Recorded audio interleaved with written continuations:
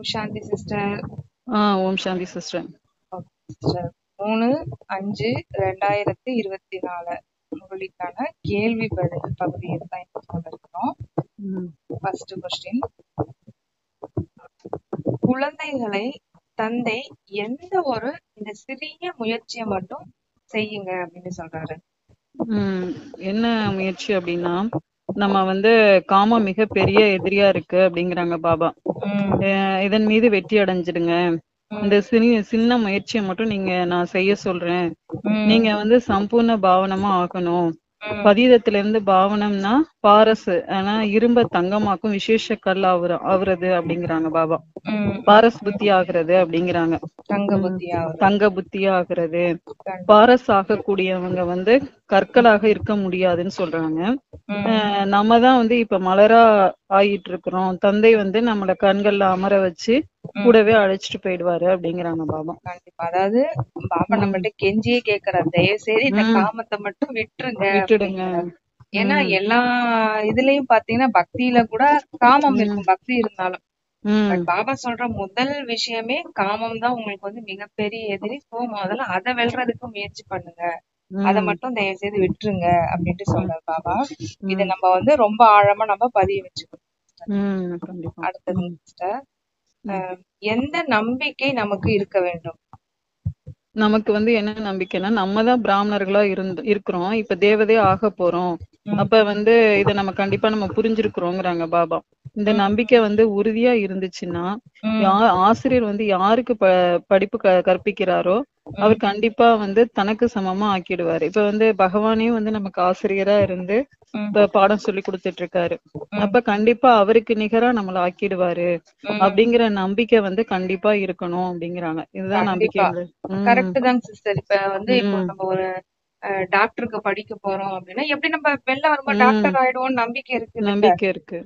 அப்ப நம்ம இந்த இடத்துல உட்காந்துட்டு கடவுள் நமக்கு பாடம் சொல்லி தராருன்னா எதுக்கு அவர் பாடம் சொல்லி தராரு? தேவதை ஆவறதுக்கு தான் சொல்லி கொடுக்குறாரு. அப்ப நம்ம கண்டிப்பா தேவதை ஆயிடுவோங்கிற நம்பிக்கை முதல்ல இருக்கணும். சூப்பர். ஏன்னா இதெல்லாம் நம்ம நோட் பண்ணிக்கணும். இந்த பாயிண்ட் எல்லாம் நம்ம சும்மா ஏனோ தானோ அப்படின்னு சொல்லிட்டு இருக்க கூடாது. ஏன்னா சொர்க்கத்துல நம்ம வர்றது மிகப்பெரிய விஷயம். யார் பகவானே நமக்கு பாடம் சொல்லி இருக்காரு. கண்டிப்பா. அப்ப அது யாருக்கும் கிடைக்காத மிகப்பெரிய பிராப்தி நமக்கு கிடைச்சிருக்கு. இந்த கொஞ்ச நேரம் தானே. நம்ம என்ன முழு கல்பமா முயற்சி பண்ணிட்டு பாபாவை நினைச்சிட்டு இருக்க போறோம். இந்த கொஞ்ச டைம்ல தான் அவர் அடிக்கடி சொல்லுவாரு, இந்த ஒரு பிறவிக்கு மட்டும் என்ன தயவு செய்து நினைச்சிருக்க அப்படிம்பாரு. அத கூட நம்மளால பண்ண முடியல அப்படின்னா என்ன சொல்றதுன்னே தெரியலைங்க சிஸ்டர். ஓகேங்க சிஸ்டர். அடுத்த கொஸ்டின், எது அசம்பவம் என்று மனிதர்கள் நினைக்கின்றனர்? இந்த நேரத்துல ராவண ராஜ்யமா இருக்குதுங்கிறாங்க பாபா. சத்யுகத்துல ராமராஜ்யமா இருந்துச்சு. ராமராஜ்யத்தை ஸ்தாபனை செய்யக்கூடியவர் இருக்கிறாருன்னா கண்டிப்பா ராவண ராஜ்யத்தை ஸ்தாபனை செய்யக்கூடியவரும் நிச்சயமா இருப்பாங்க. அப்ப ராமர் என்ற மற்றும் பகவான், ராமரை பகவான் தான் சொல்றோம். பகவான் புது உலகத்தை ஸ்தாபனை செய்யக்கூடியவரும் நிச்சயமா இருக்கிறாரு, உலகத்தை ஸ்தாபனை செய்யறாரு. ஞானங்கிறது ரொம்ப எளிதானது, எதுவும் பெரிய விஷயம் இல்ல.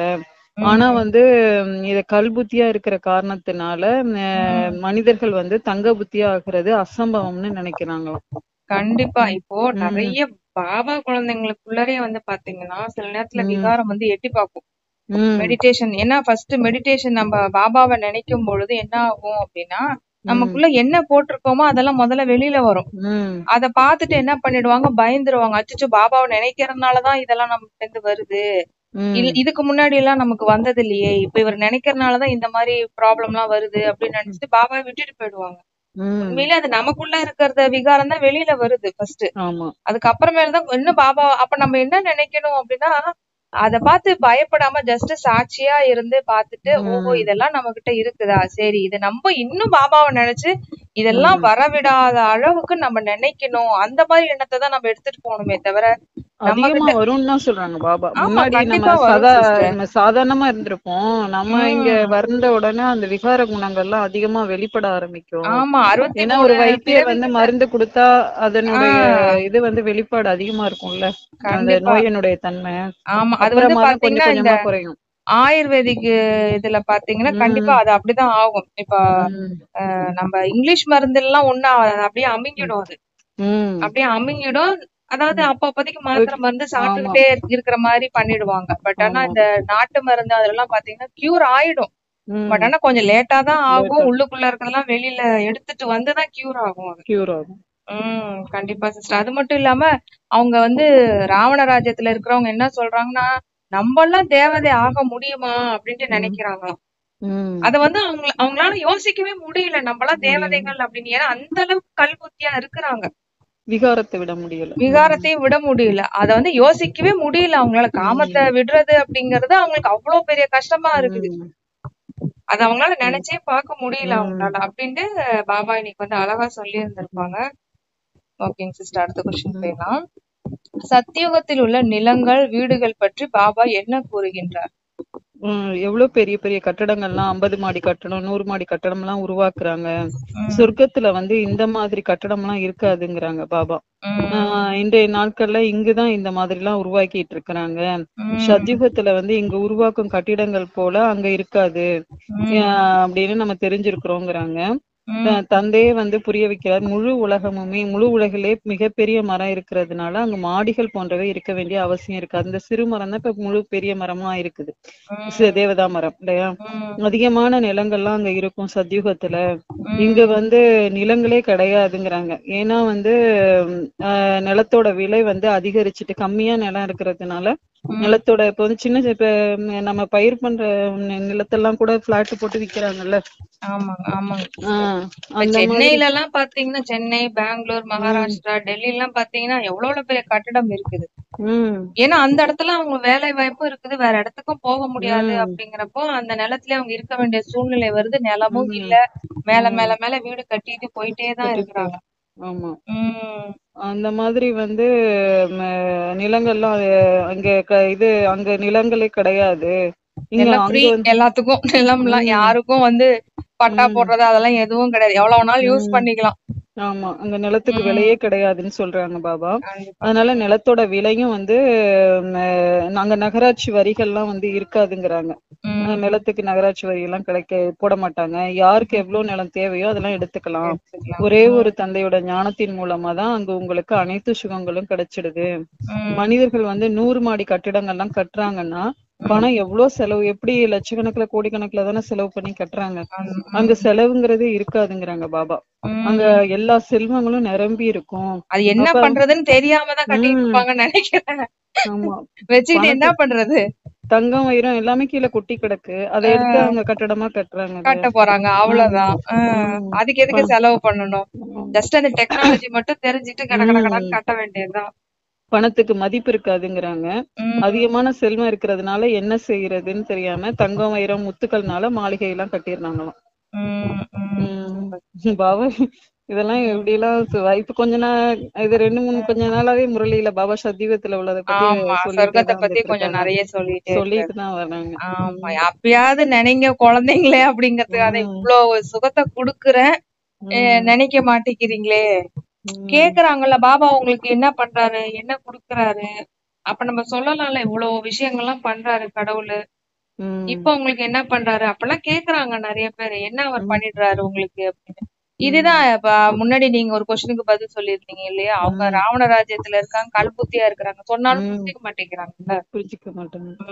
பாபா குழந்தையா இருக்கிறவங்களுக்கு மட்டும்தான் அது. பாபா குழந்தையா இருக்கிறவங்களுக்கு என்ன கிடைச்சிருச்சு அப்படின்னு தான் கேக்குறாங்க. ஏன்னா நம்மளுடைய வாழ்க்கை தரம் வந்து மாறலங்கிறத ஏதோ அவங்களுக்குள்ள ஏதோ, அதாவது அவங்களுக்கு வந்து சிஸ்டர், அவங்களுக்கு வந்து ஒண்ணு பணத்துல அப்படியே ஏழையா இருந்தா கோடீஸ்வரன் ஆயிடும், இல்ல அப்படின்னா வந்து ஏதாவது நோயில இருந்து வெளியில வந்துடணும். அப்படின்னாதான் அது வந்து கடவுள் செஞ்சதா அவங்க வந்து நம்புறாங்களே தவிர, நம்மளுக்கு அமைதி கிடைக்குது, சக்தி கிடைக்குது அப்படின்னு வந்து அது வந்து அவங்களால வந்து எடுத்துக்க முடியல. ஆனா பாபா கடைசி டைம்ல காட்டிடுவார். ஏன்னா கடைசி டைம்ல அதுதானே தேவைப்படும் நமக்கு. அமைதி, அந்த சக்திகளால தானே நம்மளால வந்து இருக்கவே முடியும். இப்போதைக்கு அதுதான் அவங்கள்ட்ட இருக்கிறதுனால அதை வச்சு அவங்க ஆடிட்டு இருக்கிறாங்க. கடைசி நேரத்துல எல்லாமே தேவைப்படும் தானே அவங்களுக்கு. ஆனா மறைமுகமா பாபா நமக்கு இந்த ஞானத்தை புரிய வச்சு எல்லாத்தையுமே நமக்கு சொல்லி கொடுத்துறாரு. அதனால நம்ம வந்து தப்பிச்சுக்கிறோம். ஓகே சிஸ்டர், அடுத்த கொஸ்டின். யார் சொர்க்கத்திற்கு எஜமானராகவும் யார் நரகத்திற்கு எஜமானராகவும் ஆகின்றனர்? அதுக்கு பாபா என்ன சொல்றாங்கன்னா, அறிவு மற்றும் அறிவற்றிருப்பதற்கான விஷயம்தான் இதுங்கிறாங்க. சதோ மற்றும் தமோ புத்தி உடையவங்க, சதோ புத்தி உடையவங்க வந்து நரக இதுல இருப்பாங்க. சதோ பிரதானமா இருக்கிறவங்க சொர்க்கத்துக்கு எஜமானரா இருப்பாங்க. தமோ புத்தி உடையவங்க நரகத்துக்கு எஜமானரா இருக்கிறாங்க. இது சதோ தமோ புத்தியினுடைய விஷயம் அப்படிங்கிறாங்க பாபா. அது நமக்கே தெரியுது நல்லாவே.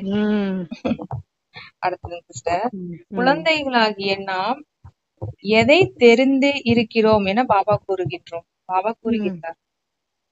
இதுக்கு பாபா என்ன சொல்றாங்க, இது கொடூரமா நரகமா இருக்குது, மிகவும் துக்கமா இருக்கிறதுனாலதான் பகவான் எல்லாம் கூப்பிடுறாங்க, பிறகு மறந்தும் போயிடுறாங்க, ஒற்றுமை ஏற்படணும்னு கருத்தரங்கம் எல்லாம் செய்யறாங்களாம். எவ்வளவோ தலையெல்லாம் உடைச்சுக்கிறாங்க. இவங்க வந்து தங்களுக்குள்ள ஒன்று சேர முடியாதுங்கிறத நம்ம தான் தெரிஞ்சிருக்கிறோங்கிறாங்க பாபா.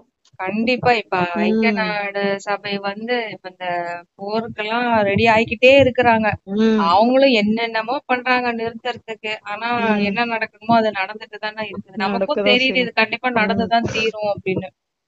கண்டிப்பா மத்தவங்களுக்கு கூட தெரியாது, மத்த அஞ்ஞானி ஆத்மாவுக்கு கூட இது கண்டிப்பா நடக்குமா நடக்காது, அமைதியாயிடும், போர் ஏற்படாதுன்னு தான் நினைக்கிறாங்க.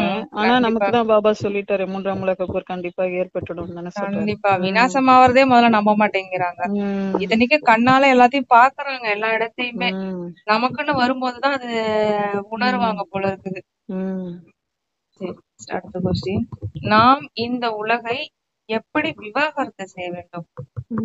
அதுக்கு பாபா என்ன சொல்றாங்கன்னா, யார் சத்தியமான சத்திய நாராயண கதையை கேக்குறாங்களோ அவங்கதான் சொர்க்கத்துக்கு போயிடுவாங்க, மத்த அனைவரும் சாந்தி தாமத்துக்கு போயிடுவாங்க. துக்கதாமமானது இருக்கதான் செய்யுது. ஆக இந்த துக்கதாமத்தை வந்து உயிரோட இருக்கும் பொழுதே விவாகரத்து செஞ்சிடணுங்கிறாங்க. அப்ப விவாகரத்து செய்யறதுங்கிற யுக்திய தந்தை தான் வந்து இப்ப நமக்கு சொல்லி கொடுத்துட்டு இருக்காரு. Super super. ஏன்னா இப்ப ராவணன் கூட கல்யாணம் பண்ணிட்டு இருக்கிறோம். இப்போ அவரை விவாகரத்து பண்ணணும்னா இவரை பிடிச்சாதான் அவர் விவாகரத்து பண்ண முடியும். அவர் இல்லாம அவர் விவாகரத்து பண்ணிட்டோம்னா என்ன ஆயிடும், நம்ம தனிமையில இருக்கிற மாதிரி வரக்தி வந்துடும் நமக்கு. இது பாபாவே அடிக்கடி சொல்லுவாரு. நீங்க ஒரு 2 நாளைக்கு முன்னாடி வானிலை கூட சொல்லி இருந்திருப்பீங்க, நம்ம வந்து பாபாவை முதுகெலும்பு மாதிரி யூஸ் பண்ணிக்கணும் நம்ம. ஏன்னா ஒரு மனுஷனுக்கு வந்து முதுகெலும்பு இல்ல அப்படின்னா அப்படியே தோண்டு போயிடுவாங்க. அந்த மாதிரி நம்ம வந்து பாபாவை வச்சுட்டு இருக்கணும், கூடயே வச்சுட்டு இருக்கணும். அப்படிதான் நம்ம வந்து டயர்ட் ஆகாம நிமிர்ந்து நிற்போம் அப்படிங்கிறார். கண்டிப்பா. அடுத்த கொஸ்டின். எதற்காக உங்கள் நேரத்தை வீணாக்காதீர்கள் என பாபா கூறுகின்றார்? எதுக்காக வீணாக்க கூடாதுன்னு சொல்றாங்கன்னா, யார் அதிகமா பக்தி செஞ்சிருக்காங்களோ அவங்கதான் இந்த ஞானத்தை அடையறதுக்கு தகுதியானவங்கன்னு பாபா சொல்றாரு. அவங்களுக்கு புரிய வைக்கணும். மத்தபடி யார் இந்த குலத்தை சார்ந்தவர்கள் இல்லையோ அவங்க புரிஞ்சுக்கவே மாட்டாங்க.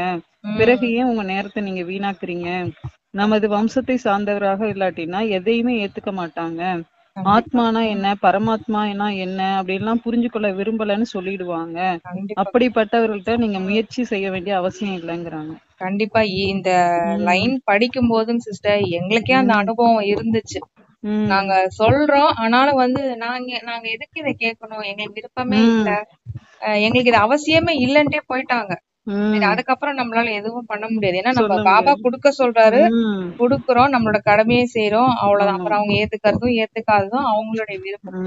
ஒரு சில பேர் வந்து ஒரு லைன் சொன்னாலே போதும், அடுத்த லைன் இன்ட்ரெஸ்டா கேட்க ஆரம்பிப்பாங்க. அப்ப அவங்க கிட்ட நம்ம வந்து இன்னும் நம்ம அதிகமா சொல்றதுக்கு பாபா அதுதான் சொல்றாரு, நாடி பார்த்து ஞானம் கொடுங்க அப்படிங்கிற.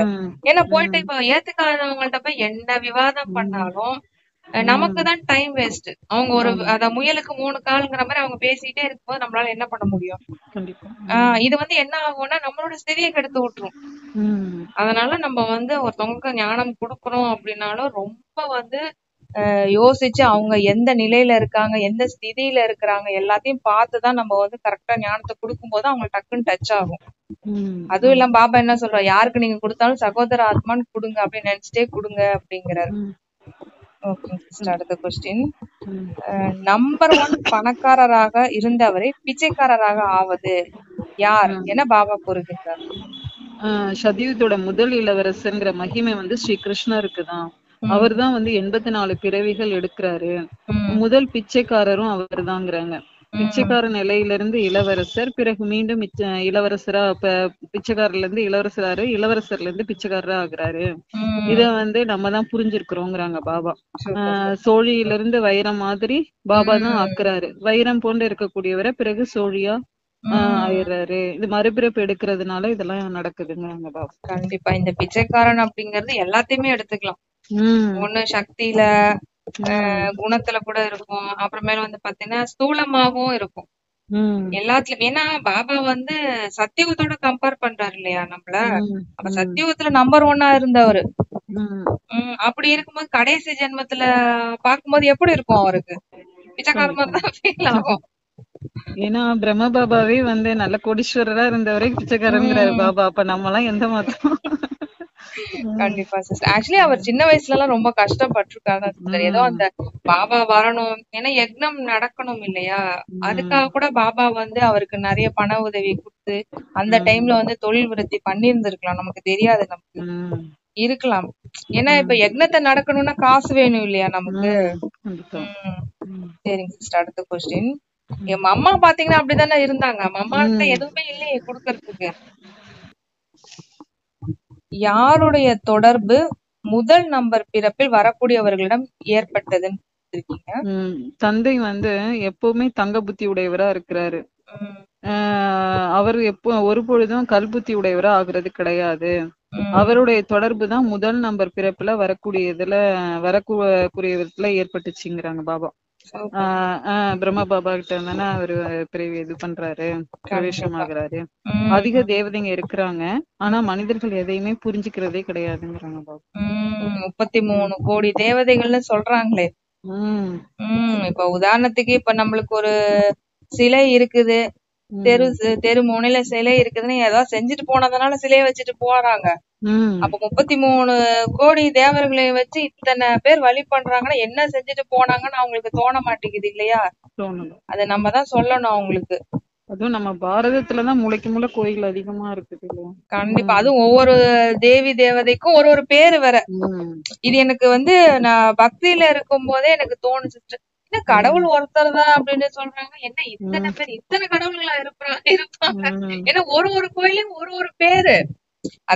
கூட பாபா ஞானம் கிடைக்கிறதுக்கு முன்னாடி இந்த கொஸ்டின் ரொம்ப அதிகமா ஏற்பட்டுட்டே இருந்தது. ஏன் இவ்வளவு கோயில், ஏன் இவ்வளவு சிலைகள், இது இவங்களுக்கு எல்லாம் ஏன் பூஜை நடக்குது அப்படின்னு நினைச்சிட்டு இருந்த ஒரு மாசத்துக்குள்ளே பாபா ஞானம் எனக்கு கிடைச்சிருச்சு. கரெக்டா அது பாபா ஞானம் கிடைக்கிறதுக்கு முன்னாடிதான் இந்த கொஸ்டின் அதிகமாவே ஆகும்.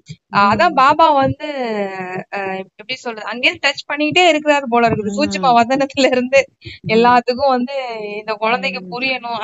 அதுதான் நம்மளுடைய அவர் அந்த சக்திகளை நமக்கு கொடுக்க நம்ம ஆட்டோமேட்டிக்கா நம்ம கிட்ட இருக்க அந்த ஆத்மா கொஞ்சம் தூய்மையாக தான் நம்மளுக்கு அந்த கொஸ்டின் ரைஸ் ஆகுது.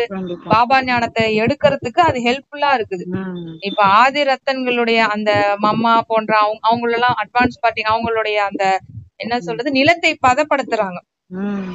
அதாவது பாபா ஞானம் கிடைக்கிறதுக்கு முன்னாடி இது எல்லாத்துக்குமே நடக்குது. இது காமனாவே நிறைய கொஸ்டின் வருது, இழப்புகள் வருது, அதனால கொஸ்டின் கேக்குறாங்க. அப்ப பாபா ஞானம் கிடைக்கும் போது கரெக்ட் ஆயிடுது அவங்களுக்கு, இதுதான் கரெக்டான தீர்வு அப்படிங்கிற மாதிரி. ஓகேங்க சிஸ்டர், அடுத்த கொஸ்டின். கிறிஸ்தவர்களுக்கு எப்படி சக்தி அதிகம் இருக்கின்றது என பாபா கூறுகின்றார்? கிறிஸ்தவர்கள் ஏன்னா 3000 ஆண்டுக்கு முன்புதான் சொர்க்கம் இருந்ததாக கிறிஸ்தவர்கள் சொல்றாங்களாம். அவங்களே ஒத்துக்கிறாங்க 3000 ஆண்டுக்கு முன்னாடியே சொர்க்கம் இருந்துச்சு அப்படின்னு. அது அவங்க பின்னாட்கள்ல வந்திருக்காங்க, லேட்டா வந்திருக்கிறதுனால சக்தி அவங்கள்ட்ட அதிகமா இருக்குங்கிறாங்க பாபா. ஏன்னா துவாபர யுகத்துல 3000 வருஷம் முடிஞ்சுதான், அதுவும் திரேதாயுகம் முடிஞ்சு ஒரு 500 வருஷம் கழிச்சுதான் கிறிஸ்தவர்கள் வர்றதா பாபா சொல்றாரு.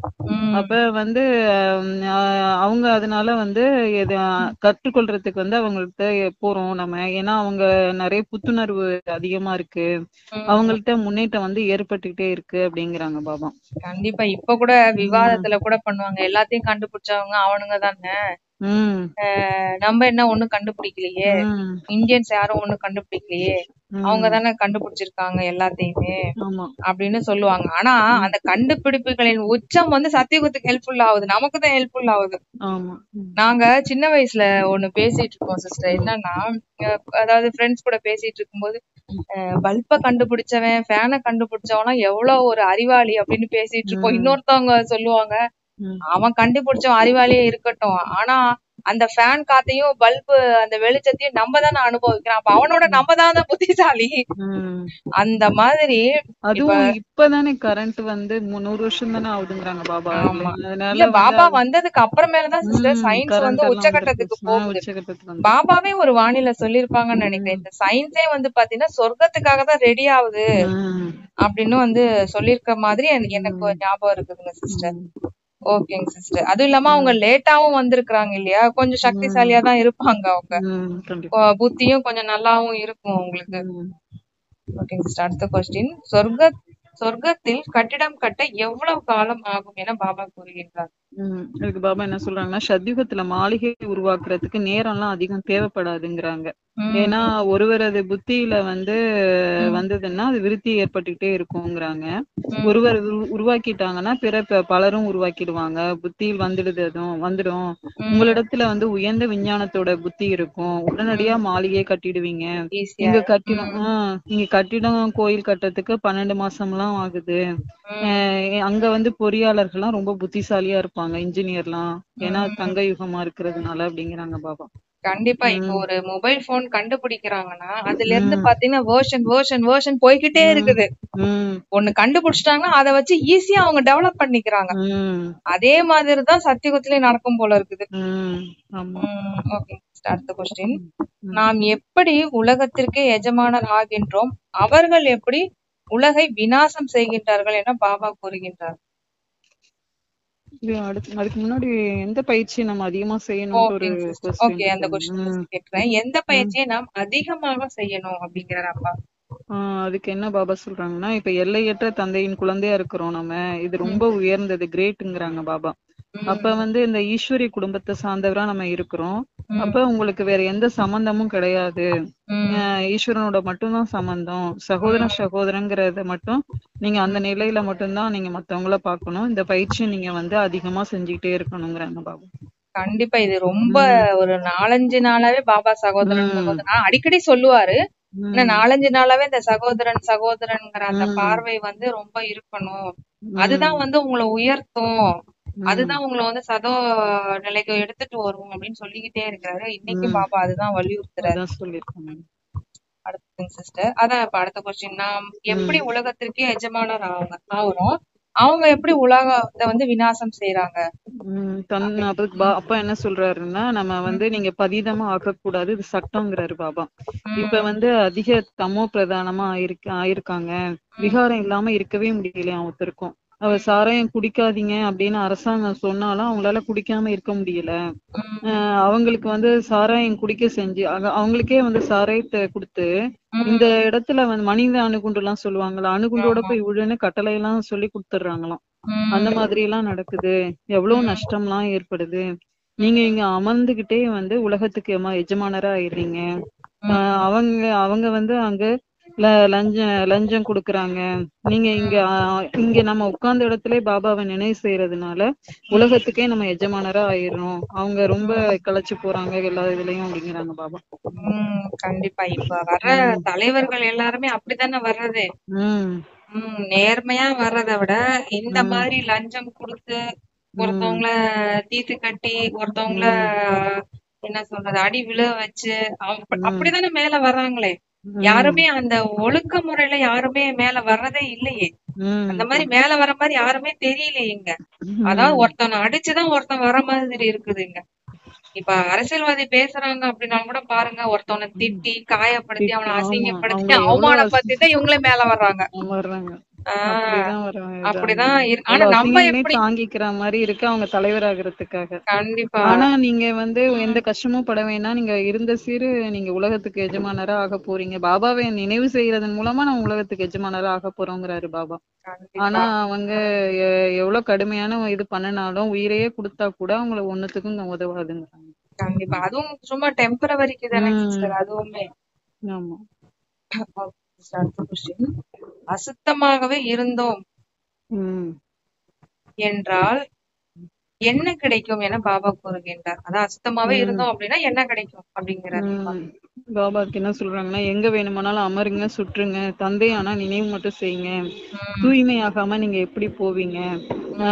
இது தண்டனைகளை இல்லாட்டினா நீங்க தண்டனை எல்லாம் அடைய வேண்டியிருக்கும். தர்மராஜ்யத்துல செல்லும் போது ஒவ்வொருத்தருடைய கணக்கு வழக்கும் இப்ப முடிவடையுங்கிறாங்க பாபா. எந்த அளவுக்கு தூய்மை ஆகுறீங்களோ அந்த அளவுக்கு உயர்ந்த பதவியை அடைவீங்க. அசுத்தமா இருந்தீங்கன்னா காஞ்ச ரொட்டி தான் சாப்பிடுவீங்க. அப்ப வந்து எந்த அளவுக்கு தந்தையை நினைவு செய்றீங்களோ பாவங்கள் அழிஞ்சிடும் அப்படிங்கிறாங்க பாபா. இப்ப வந்துங்க சிஸ்டர், இப்ப இது எனக்கு ஸ்டார்டிங்ல இருந்தே இந்த ஒரு விஷயம் தோணிட்டே இருக்கும். என்ன அப்படின்னா, நம்மளுக்கு இப்போதைக்கு சாப்பாடு ஓரளவுக்கு இருக்கிறதுக்கு தங்கறதுக்கு இடம், அதாவது ரொம்ப வசதியே இல்லைனாலும் நம்மளோட இந்த சரீர நிர்வாகத்துக்கு பாத்துக்கிற அளவு இருக்குது இல்லையா? அப்பயே நம்ம நினைச்சுக்கிட்டு நம்ம தூய்மை ஆயிடணும். அதுதான் வந்து நல்லது நமக்கு. எல்லாரும் எதுவுமே இல்லாதப்போ வந்து அந்த டைம்ல தூய்மை ஆகுறது அப்படிங்கறது நடக்காத விஷயம். அப்ப பாபா பார்க்க மாட்டாங்க. கடைசி நேரத்துல பாபாவோட இது எப்படி கிடைக்கும்? அதாவது வந்து இப்பயே நம்ம, அதாவது ஒரு ஒரு விஷயம் என்னன்னா, இப்போ ஒரு பெரிய குடும்பம் இருக்குதுன்னு வச்சுக்கோங்களேன். அந்த குடும்பத்துல வந்து ஒரு 10 பேர் இருக்கிறாங்க. பொண்ணு கல்யாணத்துக்கு எல்லாருமே ஆஜராவாங்க. இதே கடைசி அந்த குடும்பத்துல கடைசி பொண்ணு கல்யாணம் பண்ணும்போது என்ன ஆகும் அப்படின்னா, ஒரு சில பேர் தான் வருவாங்க. ஏன்னா அவங்களுக்கு வேலை இருக்கும், அவங்களுக்கு குழந்தை பிறந்திருக்கும். அதனால வந்து பாத்தீங்கன்னா அந்த கடைசி பொண்ணு கல்யாணம் வந்து பாத்தீங்கன்னா அந்த அளவுக்கு விமர்சனமா நடக்காது.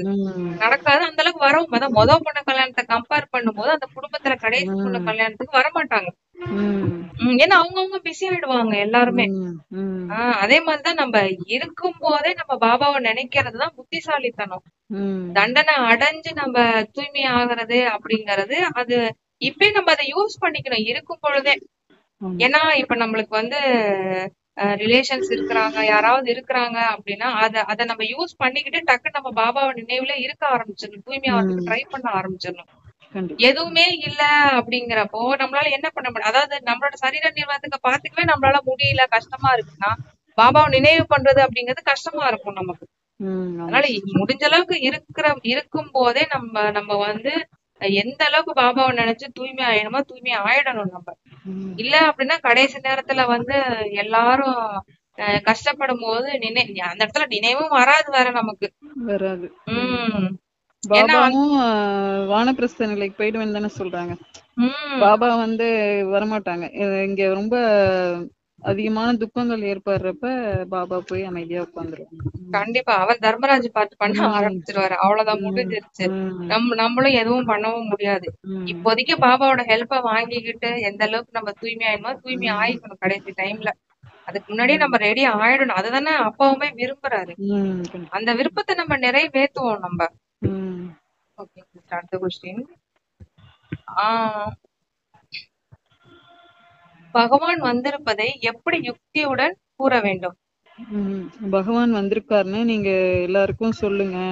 ஆனா புரிஞ்சுக்கவே மாட்டேங்கிறாங்க. அதை யுக்தியோட நீங்க சொல்லணும்.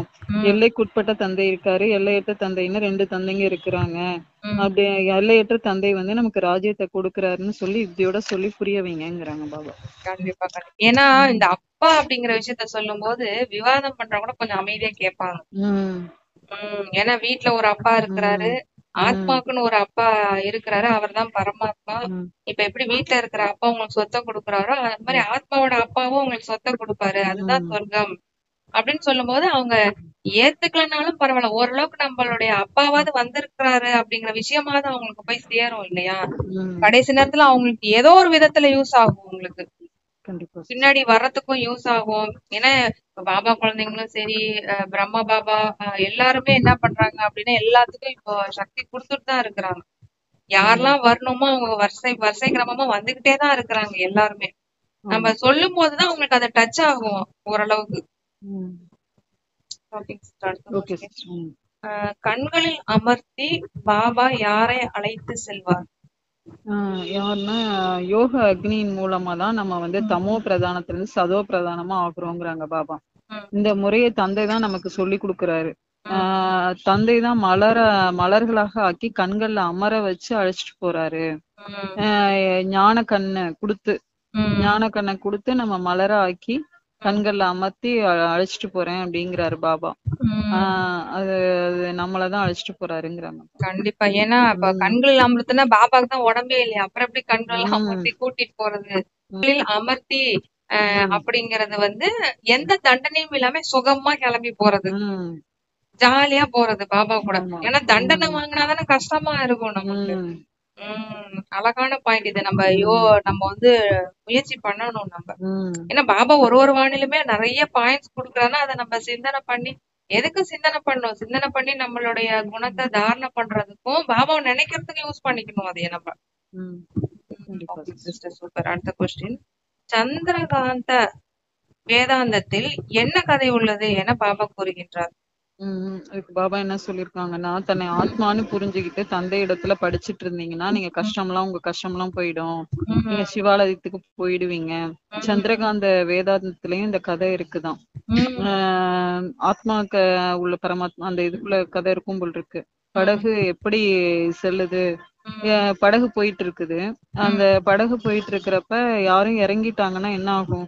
எந்த பொருளையாவது மனசு ஈடுபட்டுடுது, இல்ல வந்து எதன் மீதாவது அவங்களுக்கு அன்பு ஏற்பட்டதுன்னா அவங்க இறங்கிட்டாங்கன்னா அவங்களுக்காக படகு வந்து நிக்காது, போயிட்டேதான் இருக்கும் இல்லையா. அவங்க வந்து மூழ்கிடுவாங்க, மத்தவங்க கரை சேர்ந்துருவாங்க. அந்த மாதிரி படகினுடைய விஷயம் எல்லாம் அதுல இருக்குங்கிறாங்க. கண்டிப்பா. பாபா கூட 2-3 நாள் வானில கூட சொல்லியிருப்பாரு. நிறைய பேர் வந்து பாபா மேல சந்தேகம் வந்து கிளம்பிடுறாங்க, பாபாவுக்கே டிவோர்ஸ் கொடுத்துட்டு போயிடுறாங்க அப்படிங்கிறாங்க. பாபாவே கேப்ப, இவ்வளவு ஒரு நல்ல அப்பாவை எப்படி உங்களுக்கு டிவோர்ஸ் பண்ண தோணுது அப்படிங்கிறாரு. Okay okay super. அடுத்த கொஸ்டின், யார் தோல்வியையும் மாற்றி அமைத்து விடக்கூடியவர்கள்? யார் தோல்வியையும் மாற்றி அமைத்து விடக்கூடியவர்கள்?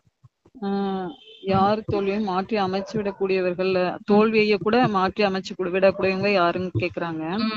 எந்த குழந்தைங்கன்னா எந்த ஒரு விஷயத்திலையும் கேள்வி எழுப்பலையோ சதா பிந்து ரூபத்துல நிலைச்சிருந்து ஒவ்வொரு காரியத்திலையும் மத்தவங்களுக்கு நாடகத்தோட பிந்துவை வந்து நினைவுபடுத்துறாங்களோ அவங்கதான் விக்ன விநாசக்னு பாபா சொல்றாங்க. அவங்கதான் வந்து மற்றவர்களையும் சக்திசாலியாக ஆக்கி வெற்றிங்கிற லட்சியத்தின் நெருக்கத்துல அழைச்சிட்டு வருவாங்க. அவங்கதான் எல்லைக்குட்பட்ட வெற்றியின் பிராப்திய பார்த்து குஷி அடைஞ்சு விட மாட்டாங்க, ஆனா எல்லையற்ற வெற்றி மூர்த்தியா இருப்பாங்க. சதா வந்து ஏக்ரஸ் ஒரு சிரேஷ்ட ஸ்திதியில நிலைச்சிருப்பாங்க. அவங்க வந்து தனது வெற்றியின் சுய ஸ்திதியின் மூலம் தோல்வியையும் வெற்றியா மாத்திடுவாங்கிறாங்க பாபா. கண்டிப்பா கண்டிப்பா. அடுத்த கொஸ்டின், நாம் எப்படி மிக விரைவாக மாயாஜித் ஆகுவோம்? அதுக்கு ஆசீர்வாதம் அடையிறது மற்றும் ஆசீர்வாதம் கொடுக்கும் போது நம்ம கண்டிப்பா மாயாஜித்தா ஆயிடுவோம்னு சொல்றாங்க பாபா. நம்ம ஆசீர்வாதத்தையும் வாங்கிக்கிறோம், அதே சமயத்துல ஆசீர்வாதமும் கொடுக்கிறோம், அப்ப கண்டிப்பா மாயாஜித்தா ஆயிடுவோங்க. கண்டிப்பா. ஏன்னா நம்ம ஆசீர்வாதம் ஒருத்தவங்களுக்கு கொடுக்கணும்னாலே அவங்க மேல சுபபாவனை இருந்தாதான் கொடுக்க முடியும். அவங்கள பத்தின ஒரு நல்ல எண்ணம் இருந்தாதான் கொடுக்க முடியும். அப்படிங்கிறப்போ இப்ப நம்ம வந்து பாபா சொல்றாரு, வர்றவங்களுக்கு நீங்க இல்லன்னு சொல்லக்கூடாதுங்கிறாரு, கொடுத்துக்கிட்டே இருங்கிறாரு. அப்போ ஒருத்தவங்களுக்கு நம்ம மனசார ஆசீர்வாதம் குடுக்குறோம் அப்படின்னா அவங்கள பத்தின நல்ல சுப பாவனை இருந்தாதான் நம்மளால கொடுக்க முடியும். அப்படிங்கிறப்போ அந்த ஆசீர்வாதம் கொடுப்போம் திருப்பி நம்மளுக்கு ரிட்டர்ன் வரத்தானே செய்யும் நமக்கு. அதுவே நம்மள வந்து மாயாஜித் ஆக்கிடும். இப்ப ஒருத்தவங்க மேல ஒரு மாதிரியான எண்ணம் இருக்குது, அவங்கள பத்தின ஒரு தவறான சிந்தனை இருக்குது அப்படின்னா நம்ம எப்படி ஆசீர்வாதம் கொடுப்போம்? முதல்ல அவங்களுக்கு ஆசீர்வாதமே கொடுக்கவே தோணாதே நமக்கு ஃபர்ஸ்ட். கண்டிப்பா. அப்ப நம்ம வந்து ஆசீர்வாதம் கொடுக்கணும் அப்படின்னா நல்ல அந்த ஆத்மா மேல சுபபாவனை வச்சாதான் ஆசீர்வாதமே கொடுக்க முடியும் நம்மளால. அப்படி நம்ம ஆசீர்வாதம் கொடுத்துட்டோம் அப்படின்னா என்ன ஆகும்? அவங்கள பத்தின எந்த வித தவறான சிந்தனையுமே நமக்கு வராது, வீண் சிந்தனையுமே வராது, மாயாவுமே வராது. Okay sister, okay. நீங்க ரொம்ப அழகா நிறைய கொஸ்டின் இன்னைக்கு கேட்டிருந்தீங்க. கொஸ்டின் நிறைய இருந்தது பாபா. முரளியில இன்னைக்கு நிறைய கொஸ்டின் கேட்க வச்சிட்டாரு. கண்டிப்பா கண்டிப்பா. உங்களுக்கு என்ன சிஸ்டர் இதுல வந்து எனக்கு வந்து இதுல பாயிண்ட் வந்து ரொம்ப பிடிச்சிருந்துச்சு நீங்க வாணியில அப்படின்னு, நீங்க என்ன பிராக்டிஸ், அதாவது இந்த இது பிராக்டிஸ் பண்ண எனக்கு பிடிச்சிருக்குது, ரொம்ப நல்லா இருந்துச்சு அப்படின்னு நீங்க என்ன பாயிண்ட் நினைக்கிறீங்க? இதுல வந்து பாபா சொல்லியிருக்கிறது பாத்தீங்கன்னா சத்தியுகத்தை வர்ணனை பண்றது, அதுல எனக்கு கொஞ்சம் அதுல எப்படி எல்லாம் இருக்கு சத்தியுகம் அப்படிங்கிற மாதிரி பாயிண்ட்ஸ் எல்லாம் குடுக்குறாங்கல்ல, அதெல்லாம் வந்து நமக்கு ஒரு மகிழ்ச்சியை தருது படிக்கும் போது. நல்லா கட்டடம் எல்லாம் அங்க இருக்கும், எங்க என்ன மாதிரி இதெல்லாம் இருக்குது அப்படிங்கிறது. இப்ப இந்த மாதிரி உலகத்துக்கு நம்ம இங்க போறோம் சீக்கிரத்துல அப்படின்னு நான் அதை நினைக்கிறப்பே ரொம்ப முள்ளுக்குள்ள குஷி வருது. இந்த உலகத்தை வந்து நம்ம விவாகரத்து செஞ்சிடணும் அப்படின்னு பாபா வந்து சொல்லியிருக்காங்க. இத வந்து முற்றிலும் நம்ம இதுல இருந்து அகற்றிடணும். நம்ம கொஞ்சம் கொஞ்சம் மாட்டிட்டு நிக்கிறோம்ல, அதெல்லாம் வந்து நம்ம எடுத்துடணும் அப்படிங்கறத நமக்கு புரிய வைக்கிறாங்க பாபா. கண்டிப்பா பாபா சொல்லுகிறார், நீங்க நினைச்சது கண்டிப்பா நடந்தே தீரும். உங்களுடைய விஷயத்துல அசம்பவம் அப்படின்னு ஒரு விஷயமே கிடையாதுங்கிறாரு. அப்போ பாபா அப்படி இருக்கிறாரு அப்படின்னா பாபா குழந்தைங்க நம்மளும் அப்படித்தானே இருக்கணும். அப்பா எப்படியோ குழந்தைங்களும் அப்படித்தானே இருக்கணும். பாபா சர்வ சக்திவான, நம்ம மாஸ்டர் சர்வ சக்திவான். நம்மளால முடியாது அப்படின்னு எதுவுமே கிடையாது. நம்மள உயரத்துலதான் பாபா வச்சிருக்காரு. எவ்வளவு உயரத்துல கொண்டுட்டு போய் தான் வைக்கிறாரு பாபா. ஆனா நம்ம சில சமயம் மனசு கீழே வந்துடுறோம்.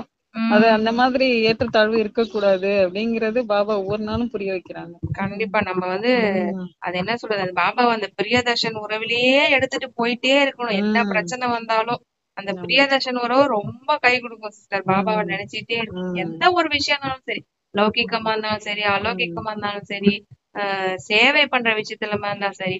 ஏன்னா இப்போ நமக்கு என்னுடைய பாபா அப்படின்ட்டு நம்ம அடிக்கடி சொல்லிக்கிட்டே இருக்கணும். என்னோட பாபா என்னோட பாபா என்னோட பாபான்னு சொல்லிக்கிட்டே இருக்கும் போதுதான் அந்த பிரியதர்ஷன் உறவு ஏற்பட்டு அவர் அன்பிலே மூழ்கி கிடப்போம். நம்ம அந்த அன்பிலே மூழ்கி கிடைக்கும் போதுதான் மத்த விஷயங்கள் எதுவுமே நம்ம கண்ணுக்கு தெரியாது. அதான் நான் சொல்றேன், பாபா பார்த்தும் பார்க்காம இருங்க, கேட்டும் கேட்காம எப்ப நம்மளால இருக்க முடியும்? இந்த அன்புல மூழ்கி இருக்கும் போது அதையும் நம்மளால பண்ண முடியும்.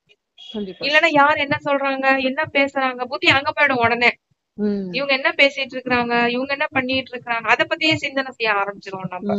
அதனாலதான் பாபா சொல்றாரு, உள்நோக்கு முகமாகி உங்க சிந்தனையிலே நீங்க இருங்க. நீங்க என்ன பண்றீங்க, நீங்க என்ன தப்பு பண்றீங்க, உங்களை என்ன சேஞ்ச் பண்ணிக்கணும் செக் பண்ணுங்க, சேஞ்ச் பண்ணுங்க, பாபா நினைவுலே இருங்க அப்படின்னு நம்மள வந்து அடிக்கடி பாயிண்ட் அவுட் பண்ணி சொல்லிக்கிட்டே இருக்காரு.